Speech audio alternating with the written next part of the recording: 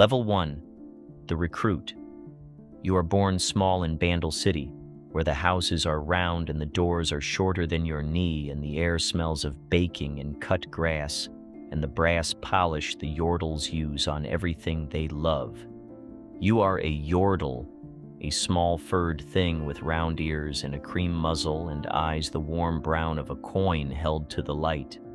You are the smallest in the scouts, and the happiest, and when the troop marches, you march at the back with your little satchel bumping your hip and your cap tilted against the sun.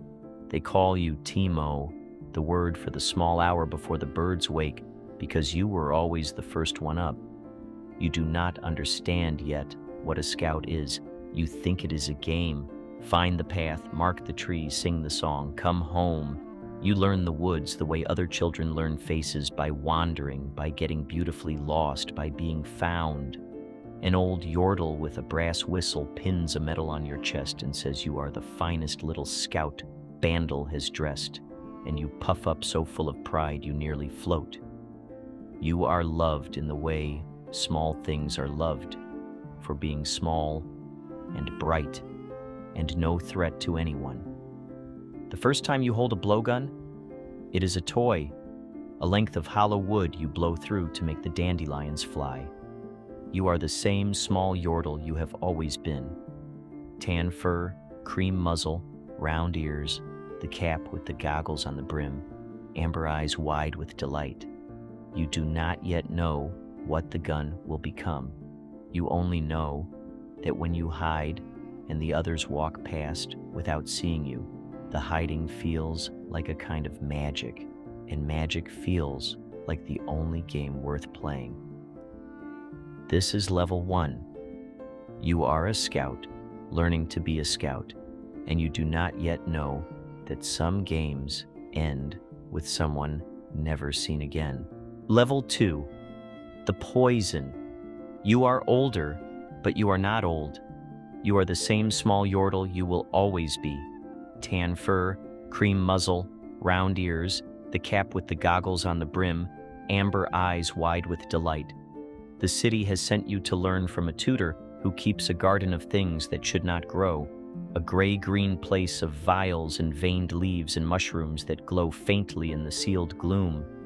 He teaches you the blowgun is not a toy.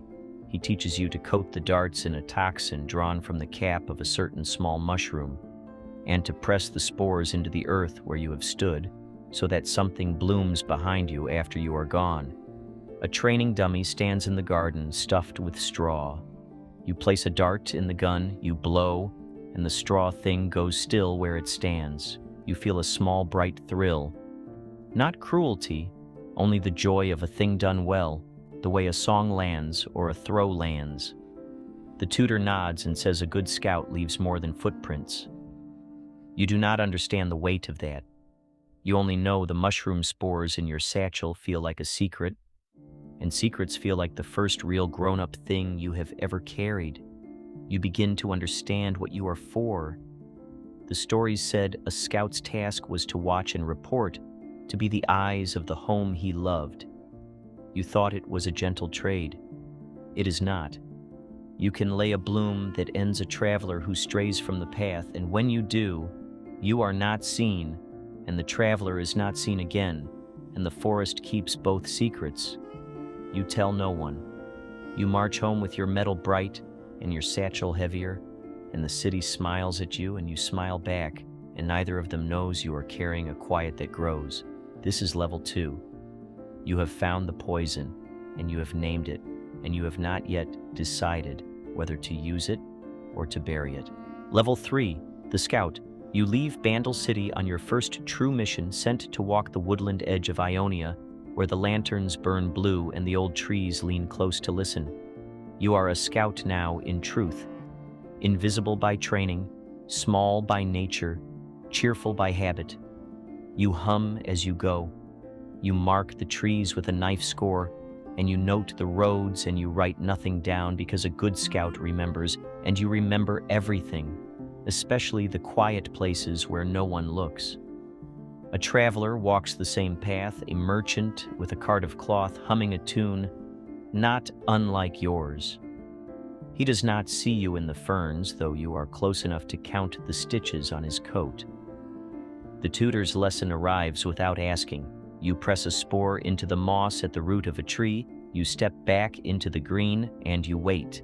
The merchant passes. Behind him, where his foot will fall an hour from now, a small mushroom blooms in the shape of your smile. You feel the old bright thrill again, softer now, almost tender. You are not hunting him. You are simply leaving a piece of yourself in the world, the way a poet leaves a line.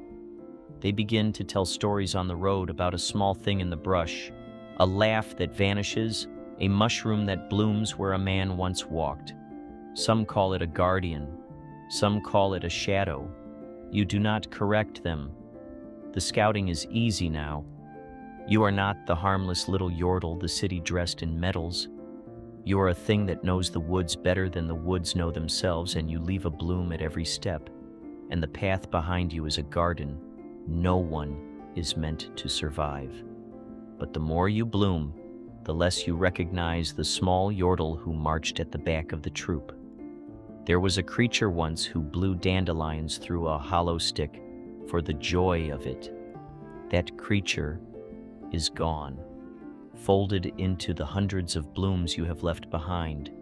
You look at the merchant's cart shrinking down the road, and you wonder briefly which of you is the real Teemo. The cap does not wonder. The cap simply stays on. This is level 3.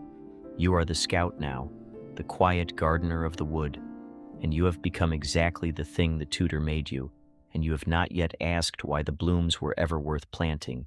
Level 4. The trap. You cross into a misted marsh where the water sits still, and the reeds are tall as towers, and the only light is the faint glow of the things you have planted. You have walked halfway across Runeterra and left a bloom in every shadow, and the map behind you is a field of small stillness no one can read. You kneel in the silt and press another spore down, and another, until the marsh is yours. A quiet army of caps that open only after you are far away. A soldier comes through the mist, armored, certain, singing a war song. He steps where you stepped an hour before. The bloom takes him where he stands, and he goes still. And the mist closes over, and the marsh keeps the secret the way it has kept all your others. You feel nothing like the old thrill. You feel only the calm of a thing completed, the way a letter posted is a thing done. The tutor would be proud. The small yordle with the medal would not understand the pride you feel now, because the pride is no longer his. You understand, slowly, the shape of what you are. The story said a scout protected the home by watching. You have done the opposite. You have carried the home's reach to every road, and the reach is a mushroom, and the mushroom is the last thing a stranger ever sees. You are not a guardian. You are a trap that learned to walk, to smile, to be loved before it closes. The more you bloom, the more the world learns your name as a warning, and the warning is the only monument a yordle like you will ever get. But the more they fear the trap, the less they see the yordle. There was a boy once who pinned a medal on his chest and floated with pride. That boy is dissolved into the spores. You look at the soldier gone still in the mist, and you know, with a cold, small clarity, that you are not grieving. You are full. This is level 4. You are the legend now, the bloom in every bush, and you have become exactly the thing the wood feared, and you have not yet asked who dressed the trap in a smile. Level 5. The Eternal. You climb to a windswept ridge above a battlefield at first light, where the grass is gold and the banners are torn and the whole of the war is a small gray puzzle far below.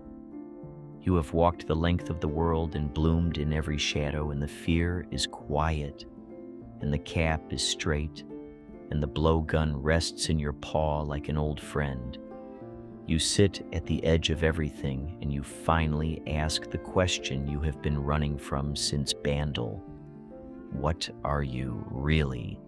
And the answer arrives the way the bloom arrives, without sound.